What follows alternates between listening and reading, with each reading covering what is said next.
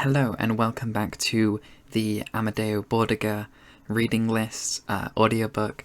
This is the third entry, I believe, and this is Report on Fascism.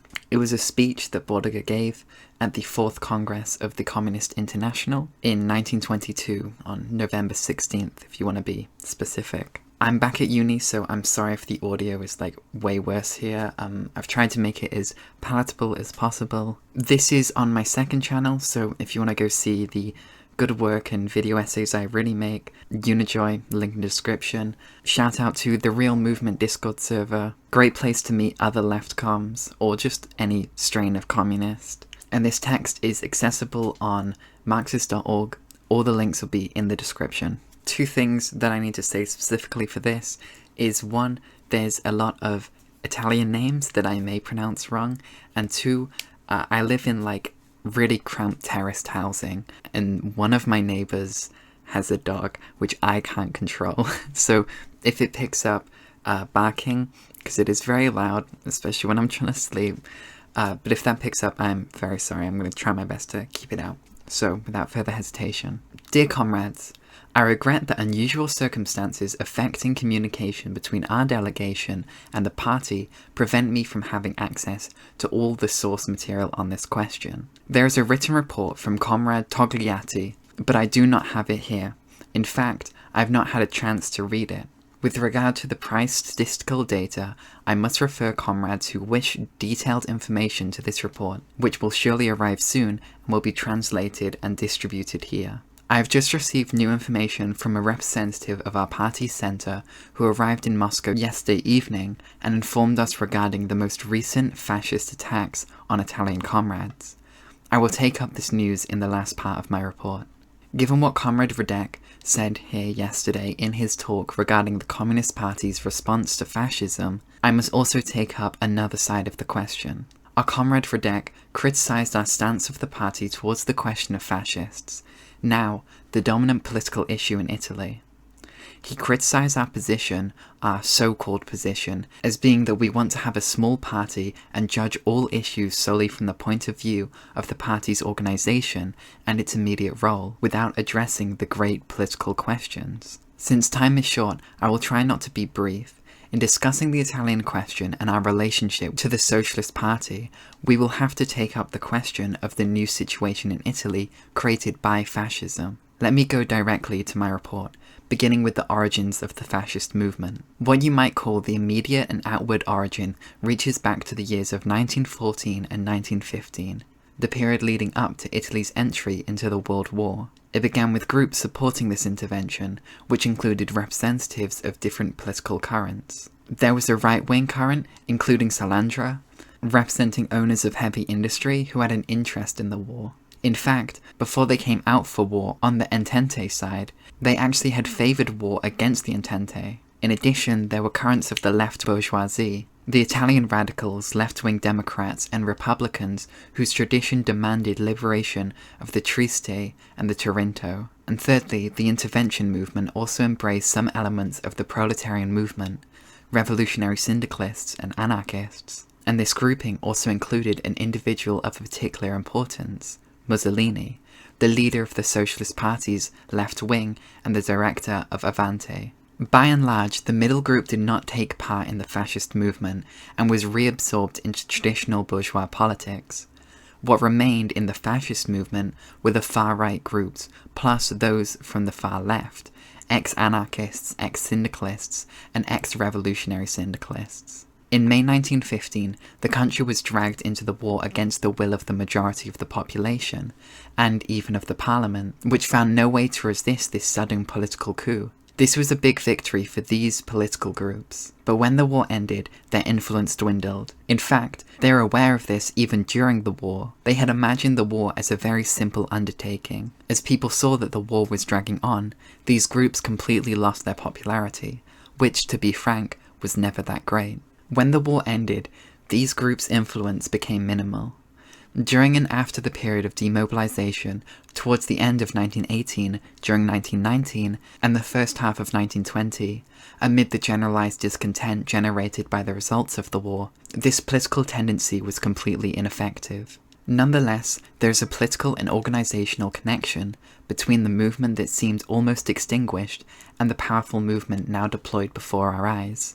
The Fasci di Combattimento, fighting bands, never went out of existence. Mussolini remained leader of the fascist movement, whose paper is Il Popolo d'Italia, the Italian people. In the elections at the end of October 1919, the fascists were utterly defeated in Milan, where their daily paper and leadership was located. Their vote was extremely small, yet they continued to work. Thanks to the revolutionary enthusiasm that had taken hold of the masses, the revolutionary socialist current of the proletariat became much stronger after the war. There is no need for me to go into the causes of that here. Nonetheless, this current did not know how to utilize this favorable situation. In the final analysis, this tendency withered away completely because all the favorable objective and psychological conditions for strengthening a revolutionary organization were not matched by the existence of a party capable of utilizing the situation to build a stable organization. I do not claim, as Comrade Zeniov has done, that the Socialist Party could have made the revolution in those days, but at the very least, it could have succeeded in endowing the revolutionary forces of the working masses with a solid organization. It was not capable of carrying out this task. We therefore had to witness the declining popularity previously enjoyed by the socialist current in Italy, with its consistent anti-war stance, and in this crisis of Italian social life, to the degree that the socialist movement made one mistake after another, the opposite movement, fascism, began to take strength. In particular, fascism succeeded very well in taking advantage of the crisis that now gripped the economy and whose effects were increasingly felt by the proletariat's trade union organizations. At the most critical moment, the fascist movement gained strength from D'Annunzio's expedition to Finum, which endowed it with a certain moral authority. Although D'Annunzio's movement was distinct from fascism, that event led to the rise of its organization and armed strength. We have referred to the conduct of the proletarian socialist movement, whose mistakes were repeatedly criticized by the International. These mistakes led to a complete reversal in the attitude of the bourgeoisie and other classes. The proletariat was divided and demoralized. As the working class saw victory slip through its hands, its mood shifted radically. It can be said that in 1919 and 1920, the Italian bourgeoisie had somewhat come to terms with the fact that it would have to witness the victory of the revolution. The middle class and petty bourgeoisie were inclined to play a passive role, following in the wake of not the big bourgeoisie, but of the proletariat, which was on the edge of victory. But now the mood changed fundamentally. Rather than witnessing a proletarian victory, we instead see how the bourgeoisie is gathering its forces for defense. As the middle class saw that the Socialist Party was not able to organize itself to get the upper hand, they gave expression to their dissatisfaction. They gradually lost the confidence they had placed in the proletariat's determination and turned toward the opposite side. At this moment, the bourgeoisie launched the capitalist offensive, capitalizing above all on the mood of the middle class. Thanks to its very heterogeneous composition, fascism was able to solve this problem. Indeed, it was even able to rein in somewhat of the offensive of the bourgeoisie and capitalism. Italy is a classic example of the capitalist offensive. As Comrade Radek explained here yesterday, this offensive is a complex phenomenon which must be examined not only in terms of wage reductions or extension of the hours of work, but also in the general arena of the bourgeoisie's political and military campaign against the working class. In Italy, during the period of fascism's development, we have experienced every form of the capitalist offensive. From its very beginnings, after a critical discussion of the situation, our Communist Party indicated to the Italian proletariat its task in a unified self-defense against the bourgeois offensive. It drew up a coherent plan for the proletariat's mobilization against this offensive. In order to examine the capitalist offensive as a whole, we must analyze the situation in general terms, particularly in reference to industry on the one hand and agriculture on the other. In industry, the capitalist offensive took advantage above all of the economic conditions. The crisis had begun and unemployment was spreading. A portion of the workers had to be laid off, and it was simple for the employers to throw out of the factories the workers who had led the trade unions, the extremists. The industrial crisis enabled the employers to reduce wages and to place in question the disciplinary and moral concessions they had previously been forced to grant the workers of their factories. At the outset of this crisis, the employers formed a class alliance, the General League of Industry, which organized this struggle and directed the campaign into each separate branch of industry. In the major cities, the struggle against the working class did not begin with the immediate use of force.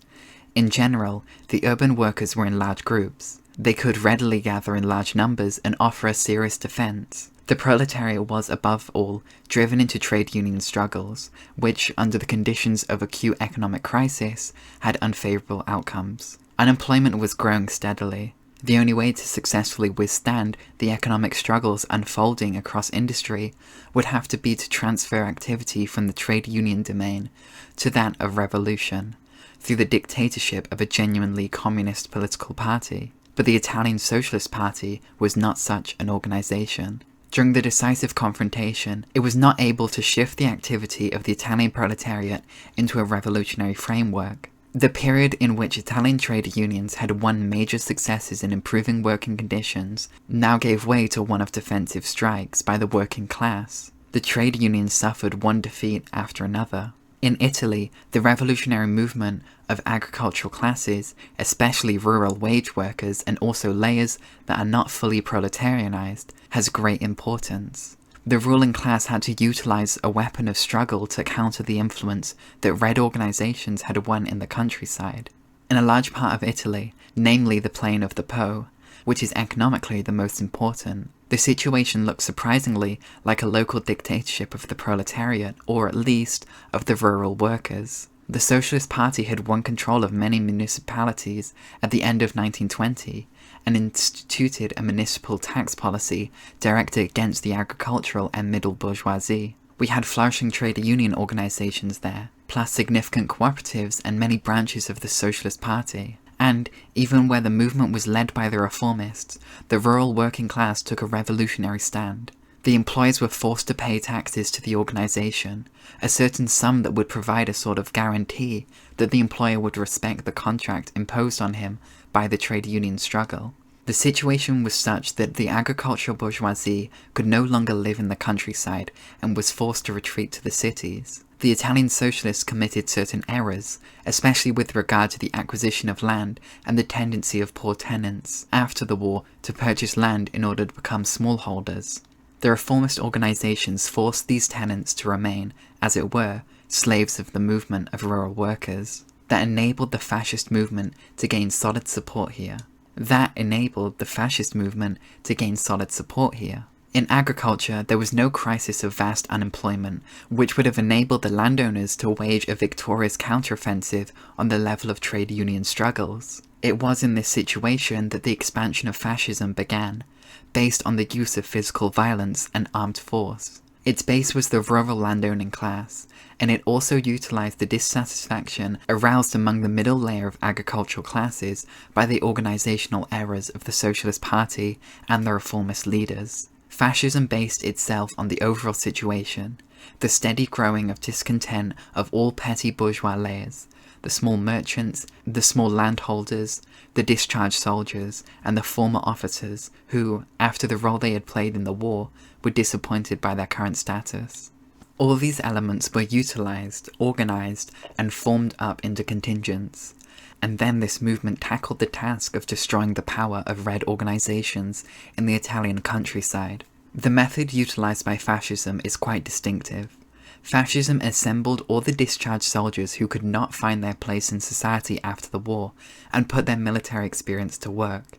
The first step was to form its military detachments, not in the big industrial cities, but in the localities that can be viewed as centres of Italian agricultural districts, like Bologna and Florence. They found support here from the municipal authorities, of which more later. The fascists had weapons and transport, enjoyed immunity from the law, and made use of these favourable conditions even in districts where they were numerically still smaller than their opponents. To begin with, they organised punitive expeditions. Here is how this was done. They overran a specific small territory, destroyed the headquarters of proletarian organizations, forcibly compelled the municipal councils to resign, if necessary, wounding or killing the leaders of their opponents, or at least forcing them to leave the region. The workers of this locality were not in a position to mount resistance against these contingents, armed and supported by the police and pulled together from all parts of the country. The local fascist group, which had previously not dared to challenge the strength of the proletarian forces in that area, could now win the upper hand. Peasants and workers were now terrorized and knew that if they dared to mount any kind of campaign against this group, the fascists would repeat their expedition with much stronger forces, against which no resistance was possible. In this way, fascism won a dominant position in Italian politics, marching across the land, one district after another, according to a plan that can be very easily traced on a map. Its starting point was in Bologna. A socialist city administration was installed there in September and October 1920, accompanied by a big mobilization of Red forces. There were incidents. City council sessions were disrupted by provocations from outside. Shots were fired at the benches of the bourgeois minority, perhaps by agents provocateurs. This occurrence led to the first big fascist attack. Reaction was now unleashed, carrying out destruction, arson, and acts of violence against leaders of the proletariat. Aided by the government, the fascists took control of the city. These events of the historic day of the 21st of November 1920 launched the terror, and the Bologna Municipal Council was never able to return to office. Spreading out from Bologna, fascism followed a path that we cannot describe here in all its details. We will say only that it expanded in two geographical directions. Firstly, to the industry triangle of the northwest, Milan, Turin, and Genoa. Secondly, to Tuscany and the centre of Italy, in order to surround and threaten the capital. It was clear from the outset that the same factors that had blocked the emergence of a large socialist movement in southern Italy also prevented the growth of a fascist movement there. So little is the fascist movement an expression of the backward sector of the bourgeoisie that it appeared initially not in southern Italy, but precisely in the area where the proletarian movement was most developed and the class struggle was most evident. Given these facts, how should the fascist movement be understood? Is it a purely agrarian movement? That is not at all what we meant when we explained that the movement grew primarily in rural areas. Fascism cannot be described as an independent movement of any specific sector of the bourgeoisie. It is not an organization of agrarian interests opposed to those of industrial capitalism. Let us note that even in the districts where fascist action took place only in the countryside, it built its political/military organizations in the big cities. By participating in the elections of 1921, the fascists obtained a parliamentary caucus, but at the same time, independently from fascism, an agrarian party was formed. In the course of further events, we saw the industrial employers supported fascism. A decisive step in this new situation was the recent declaration of the General League of Industry, which proposed that Mussolini be asked to form a new cabinet. But even more significant in this regard is the phenomenon of the fascist trade union movement. As I said, the fascists knew how to profit from the fact that the socialists never had an agrarian policy, and that certain forces in the countryside, who were not clearly part of the proletariat, had interests counterposed to those of the socialists. The fascist movement had to employ every instrument of brutal and savage violence. Yet it was able to combine this with the use of the most cynical demagogy. Fascism attempted to build class organizations of the peasants and even the rural wage workers. In a certain sense, it even opposed the landowners. There are examples of the trade union struggles under fascist leadership that were quite similar in their methods to those of the earlier Red organizations. This movement, which uses compulsion and terror to create fascist trade unions, is not in any way a form of struggle against the employers. On the other hand, it would also be wrong to conclude that fascism is a movement of the agricultural employers as such. In reality, fascism is a large and unified movement of the ruling class, capable of turning to its advantage and making use of every means and all particular and local interests of different groups of agricultural and industrial employers. The proletariat did not succeed in unifying a united organization for a common struggle to take power, subordinating this goal to the immediate interests of small groups. It was not able to resolve this problem at the proper time. The Italian bourgeoisie seized on this fact and set out to do this in its own right. And this is an enormous problem. The ruling class built an organization to defend the power that it holds, pursuing a unified plan for an anti-proletarian capitalist offensive. Fascism created a trade union movement. What was its purpose? To conduct a class struggle? Never. The fascist trade union movement was built with the slogan that all economic interests have the right to an association. Be they workers, peasants, merchants, capitalists, great landowners, and so on. They can all organize around the same principle. The actions of all professional organizations must be subordinated to national interests, national production, national prestige, and so on. This is class collaboration, not class struggle. All interests are welded together in a so-called national interest. We know well what such national unity means, the absolute and counter-revolutionary preservation of the bourgeois state and its institutions. In our opinion, the creation of fascism can be put down to three main factors: the state, the big bourgeoisie, and the middle classes. The first of these factors is the state, which played an important role in Italy in the creation of fascism. Reports of the Italian bourgeois government's crises, occurring in quick succession, gave rise to the belief that the Italian bourgeoisie possesses a state apparatus that is so precarious that a single blow would suffice to overthrow it. That is entirely wrong. The bourgeoisie were able to build up the fascist organization precisely to the degree that the state apparatus stabilized. During the period immediately following the war, the state apparatus experienced a crisis. Its obvious cause was demobilization. All the forces that had been engaged in the war were suddenly thrown onto the labor market. At this critical moment of the machinery of state, which up until then had been busy delivering all the means of struggle against the external foe, had to change into an apparatus to defend its power against internal revolution. For the bourgeoisie, this posed an immense problem, which could not be resolved either technically or militarily through an open struggle against the proletariat. It had to be dealt with politically. This was the period of the first left-wing governments after the war, when the political current led by Nitti and Giolitti was in power. It was precisely this policy that made it possible for fascism to secure its subsequent victory. First, there had to be concessions to the proletariat, and then, at the moment when the state apparatus had to be consolidated, fascism appeared on the scene.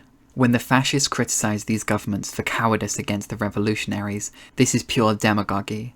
In reality, the fascists owe their victory to the concessions of the democratic policy of the first post-war governments. Nitti and Giolitti made concessions to the working class. Certain of the Socialist Party's demands were met: demobilization, a liberal internal regime, and amnesty for deserters. These various concessions were made in order to win time to restore the state on a solid foundation.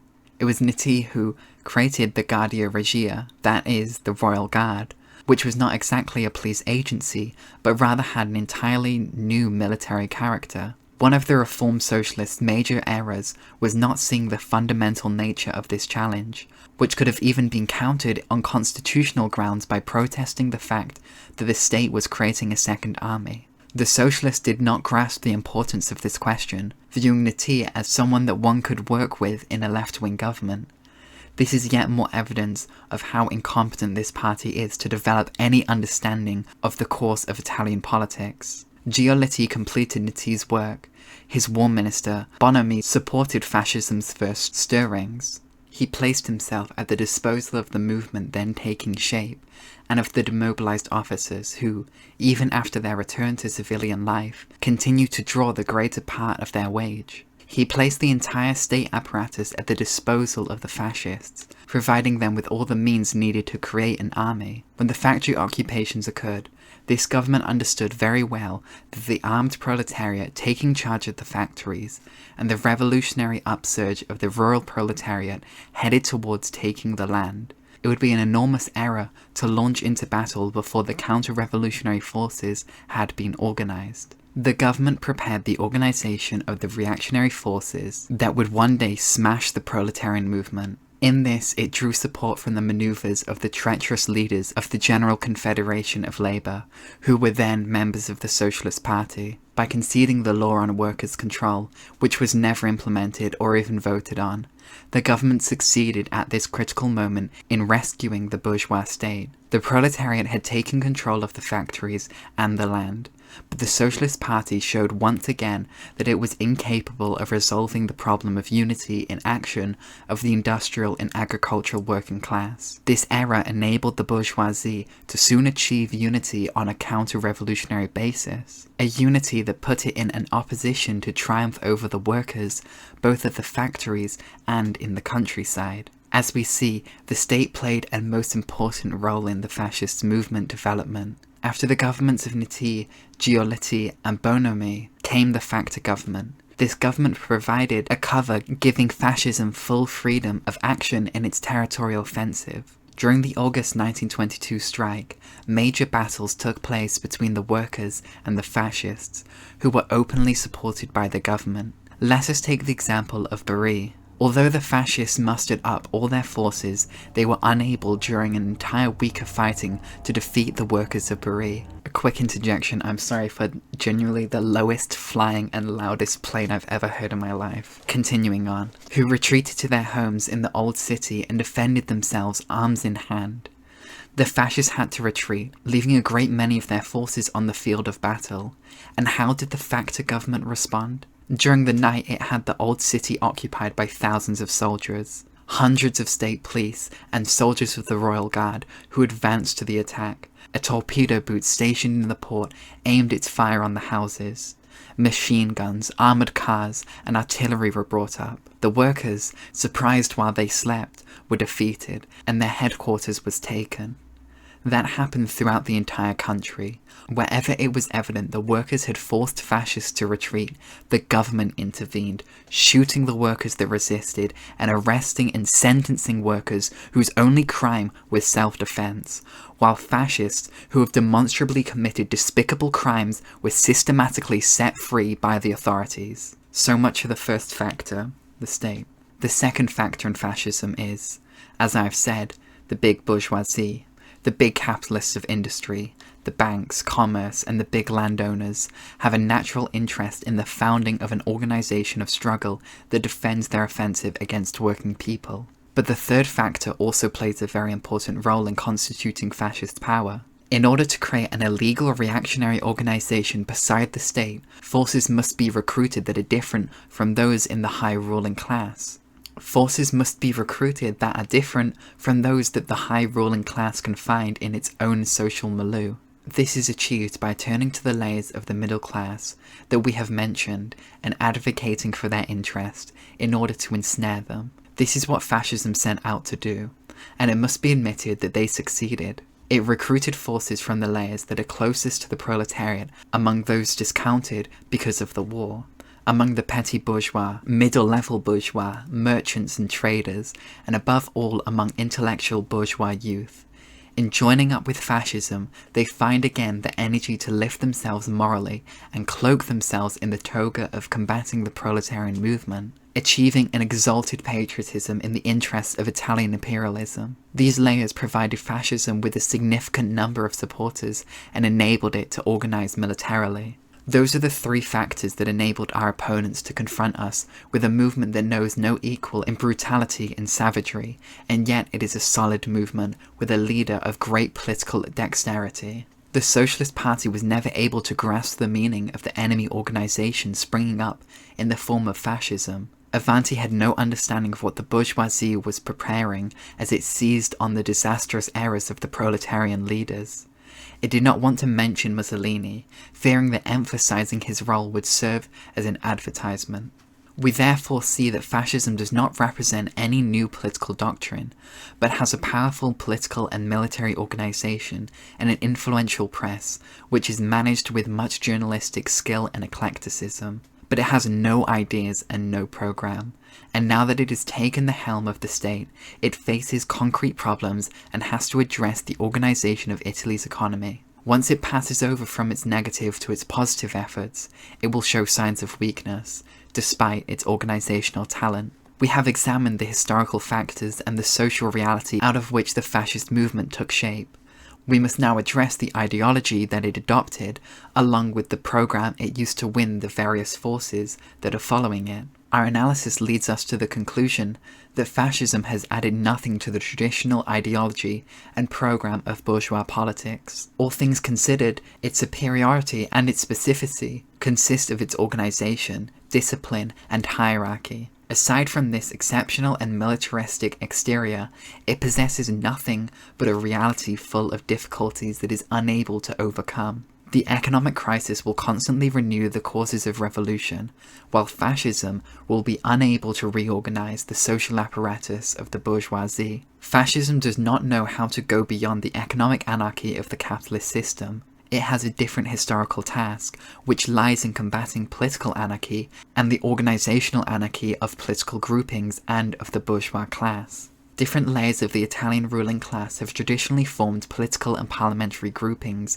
that, although not based on firmly organized parties, struggle against each other and compete to advance their particular and local interests. This leads to the maneuvers of every kind in the parliamentary corridors. The bourgeoisie's counter-revolutionary offensive requires the forces of the ruling class to unite in the social and governmental politics. Fascism meets this requirement by placing itself above the traditional bourgeois parties. It gradually deprives them of content. Through its activity, it replaces them, and thanks to the blunders of the proletarian movement, it has succeeded harnessing to its plan the political power and human material of the middle classes. But it is incapable of developing an ideology and a specific program of administrative reform of society, and state that is any better than that of the traditional bourgeois politics, which is bankrupt 1,000 times over. The critical side of the fascist supposed doctrine is of no great merit. It portrays itself as anti-socialist and also anti-democratic.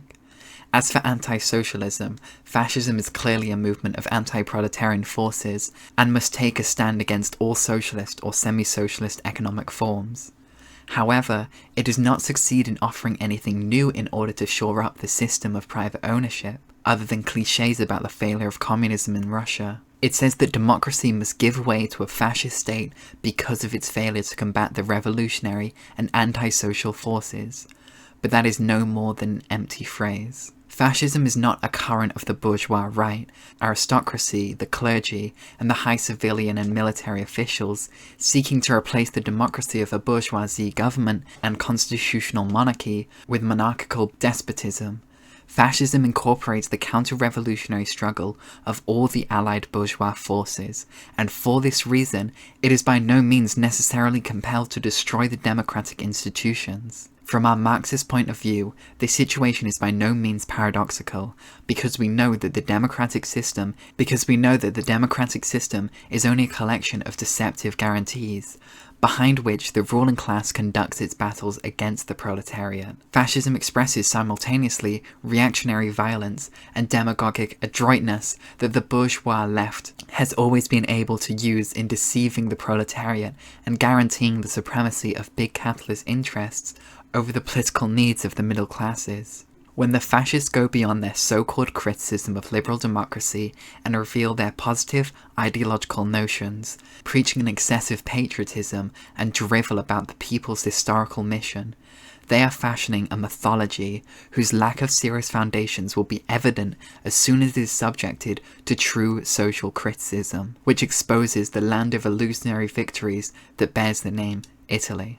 As regards influencing the masses, we see here an imitation of the classical stance of bourgeois democracy, when it is asserted that all interests must be subordinated to the superior interest of the nation. That means that class collaboration is upheld in principle, while in practice, the conservative bourgeois institutions are supported against the proletariat's efforts to free itself. That is the role that liberal bourgeois democracy has always played.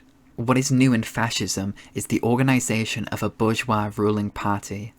Political events on the floor of Italy's parliament have awakened the belief that the bourgeois state apparatus has entered into a crisis so profound that one blow from outside would be sufficient to break it. In reality, crisis is merely one of the bourgeois methods of government, which arose because of the impotence of the traditional groupings and leaders of Italian politics who were not able to conduct the struggle against revolutionary forces at a time of acute crisis. Fascism created an organism that was capable of taking over the role of heading up this country's machinery of state. But when the fascists moved from their engagement in their struggle against proletarians to elaborating a positive, specific program for the organization of society and administration of the state, basically, they have merely repeated the banal themes of democracy and social democracy. They have not created their own consistent system of proposals and projects. Thus, for example, they have always maintained that the fascist program will lead to a decrease in the bureaucratic state apparatus, beginning at the top with a reduction in the number of ministries and then carrying forward in all domains of administration. Now, it is true that Mussolini did decline the Prime Minister's personal railway car, but he otherwise increased the number of ministers and governmental undersecretaries in order to find posts for its Praetorian Guard. As for the question of monarchy or republic, fascism made various republican or enigmatic gestures only to opt for pure loyal monarchism. Similarly, after a great outcry about parliamentary corruption, fascism has taken over entirely the practice of parliament. Fascism showed so little tendency to adopt the features of unalloyed reaction that it allowed broad scope for trade unionism. At its Rome Congress of 1921, where fascism made almost comical efforts to specify its doctrine, an attempt was made to portray fascist trade unionism as the primacy of intellectual categories of labour. But this supposed theoretical conception has long been since refuted by ugly reality. The fascist trade union organizations are based on naked force plus the monopoly of job opportunities that the employers are offering in order to break the red organizations. However, it has not succeeded in extending its reach to the categories of work demanding greater technical specialization, which give the worker an advantage. It achieved successes only among the agricultural workers and some of the less qualified categories of urban workers, such as the longshoremen, for example. It did not succeed among the more advanced and intelligent sector of the proletariat. It did not even give an impulse to the trade union movement among office workers and tradesmen. Fascist trade unionism has no serious theoretical foundation.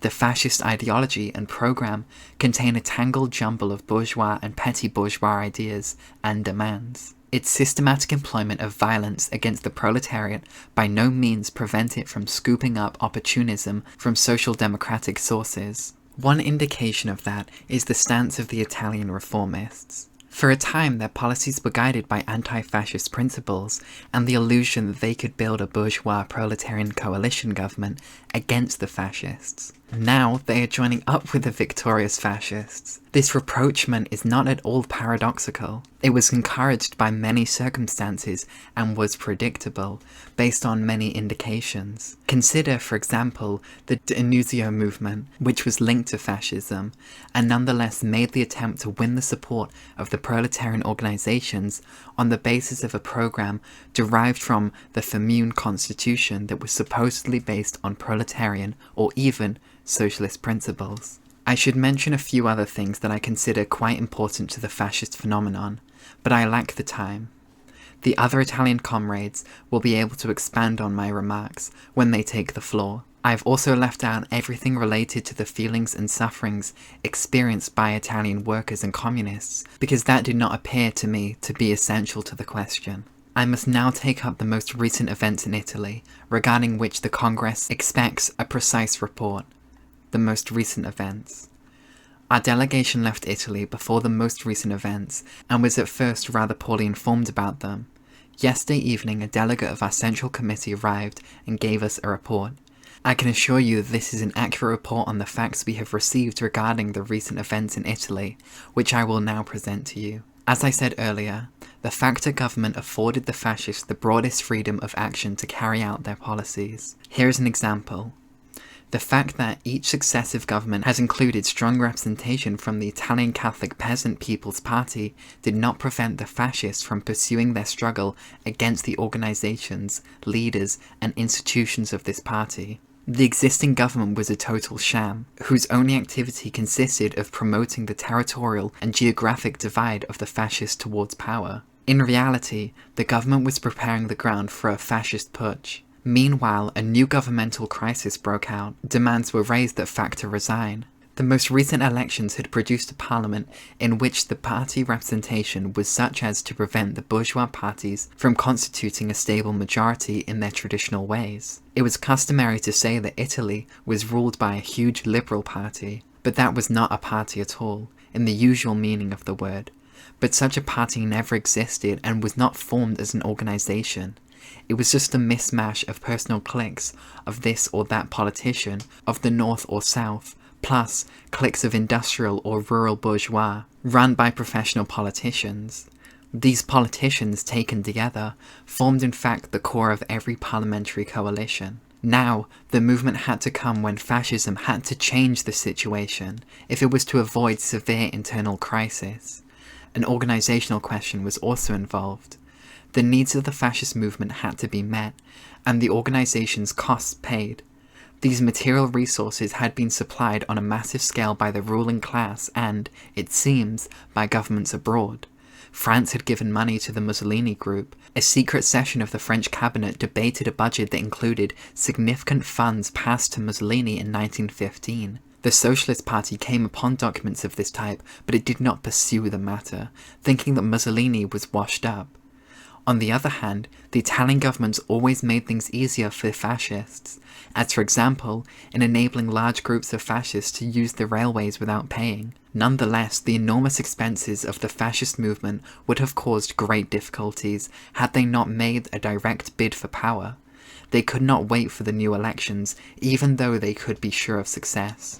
The fascists already have a strong political organization with 300,000 members. They claim it is even larger. They couldn't have won by democratic means, but they were in a rush to bring things to a head. On the 24th of October, there was a meeting of the Fascist National Council in Naples. This event, trumpeted by the whole bourgeois press, is now claimed to have been a maneuver aimed at distracting attention from a coup d'etat. At a certain moment, the Congress participants were told to stop deliberations. There was something more important to do.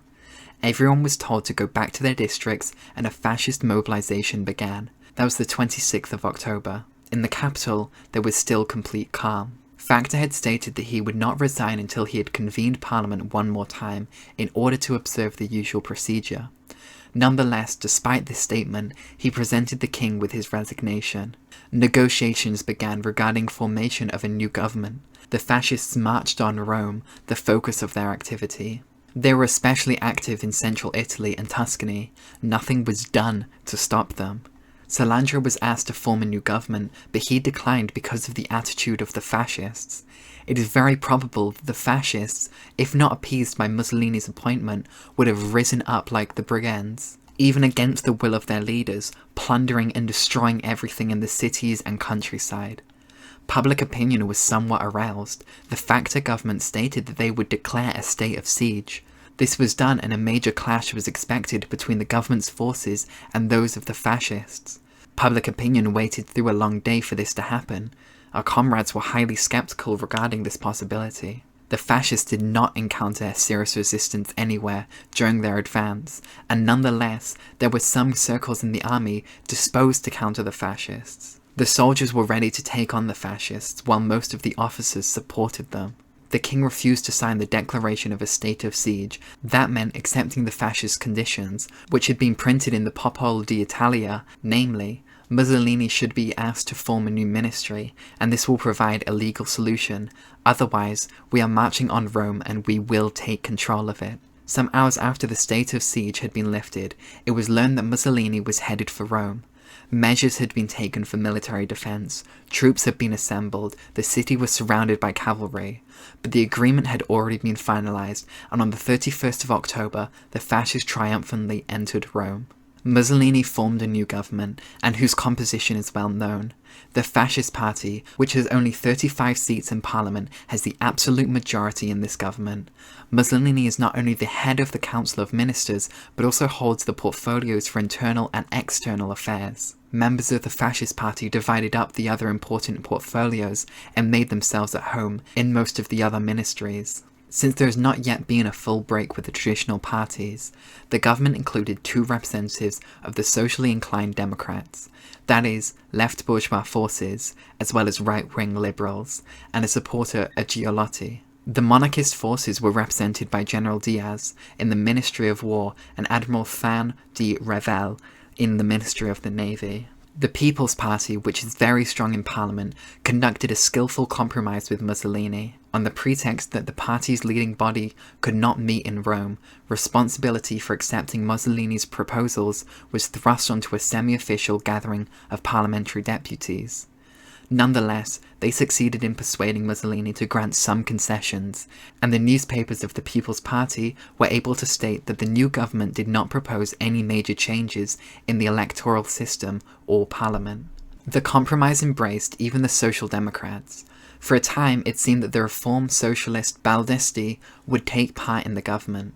Mussolini was sufficiently adroit to relay the officer to Baldesti through one of his lieutenants. When Baldesti declared he would be glad to accept this post, Mussolini stated that the officer had been a personal initiative by one of his associates, for which Mussolini took no responsibility, and thus it was that Baldesti did not get to join the cabinet. Mussolini did not accept a representative of the reformist General Confederation of Labour on the grounds of opposition by right-wing forces within his cabinet, but Mussolini is of the opinion that this organisation should be represented after all in his broad national coalition, now that it is independent of any revolutionary political party. We see in these events that a compromise between the traditional political cliques of the different layers of the ruling class, the great landowners, and the financial and industrial capitalists, who lean to support the new government created by a movement that has secured the support of the petty bourgeoisie. In our view, fascism is a method to secure the power of the ruling classes by utilizing every means available to them, including even making use of the lessons of the first proletarian revolution, the Russian Revolution. When faced by an economic crisis, it is not enough for the state merely to maintain its power. It needs a unified party, a unified counter-revolutionary organization. Through its contact with the entire bourgeoisie, the Fascist Party represents, in a certain sense, what the Communist Party is in Russia, thanks to its relationship to the proletariat. That is, a well-organized and disciplined body that leads and supervises the state apparatus as a whole. The Fascist Party in Italy has placed its political commissars in almost every significant post in the branches of the state apparatus.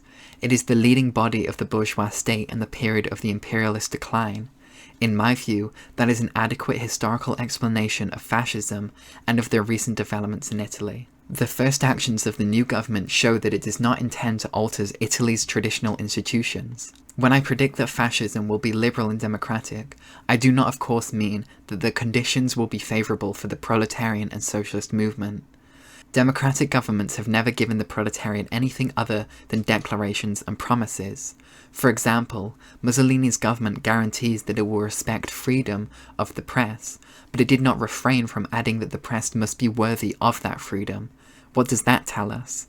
It means that the government will pretend to respect freedom of the press, while permitting its fascist military organizations to strike out against communist newspapers whenever they choose, as has already happened in the past. We must also note that the fascist government is making certain concessions to the bourgeois liberals. Little confidence should be placed in the Mussolini government's assurances that it plans to convert its military organization into sport clubs or something of the like. However, we do not know that dozens of fascists were taken into police custody because they had resisted Mussolini's orders to demobilize. What is the impact of these events on the proletariat? It found itself in a situation where it could play no significant role in the struggle and had to behave almost passively. As for the Communist Party, it always understood that a victory of fascism would be a defeat for the revolutionary movement. We had no doubt about the fact that we are not at present in a position to take the offensive against fascist reaction, and had to assume a defensive posture. The question is, therefore, chiefly whether the Communist Party's policies succeeded in this framework in protecting the Italian proletariat to the greatest extent possible.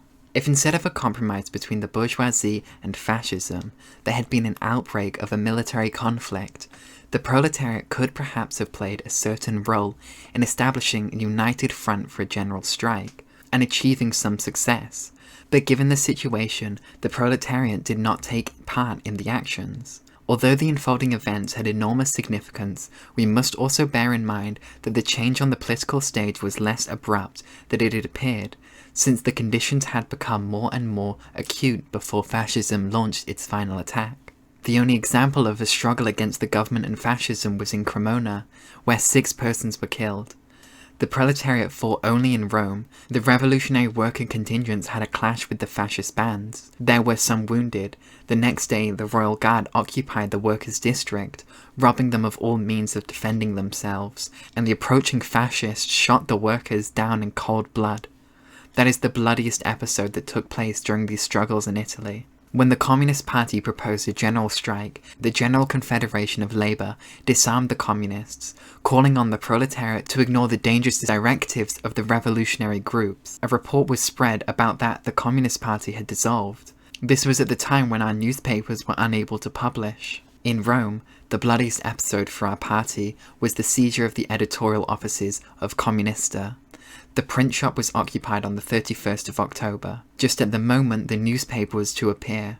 While 100,000 fascists held the city under occupation, all the editors managed to slip out through side doors, except for the editor-in-chief, Comrade Togliatti. He was in his office, and the fascists came in and seized hold of him. Our comrade's conduct was frankly heroic. He boldly declared that he was editor-in-chief of Comunista. He was quickly put up against the wall in order to be shot, while fascists drove back the crowd. Our comrade escaped only thanks to the fact that the fascists got news that the other editors had fled over the roof and rushed up to capture them. All this did not prevent our comrade from speaking a few days later at a rally in Turin on the occasion of the anniversary of the Russian Revolution. And then in commas there's applause, which I assume is from the crowd, which, Jesus Christ, yeah, I think that's kind of deserved. But what I have just reported is an isolated event. Our party organisation is in rather good shape. The fact that Comunista is not appearing results not from a governmental decision, but because the print shop does not want to publish it. The difficulties in publishing were economic, not technical. In Turin, the Ordine Nouveau building was occupied, and the weapons stored there were seized. But we are printing the newspaper at another location. Also in Trieste, the police seized our paper's print shop, but this paper too is coming out underground. Our party is still able to function legally, and our situation is not that bad. But we do not know how things will develop, and I must therefore be cautious in speaking of our party's future situation and activity. The comrade who has just arrived is a leading worker in one of our important local party organisations. His has an interesting point of view, also shared by many other militants, namely that we will now be able to work better than was the case before. I do not say that this opinion is a well-established fact, but the comrade with this viewpoint is a militant who works directly with the masses, and his opinion has great weight. As I said, our opponent's press has spread the false report that our party has dissolved. We have published a denial and established the truth.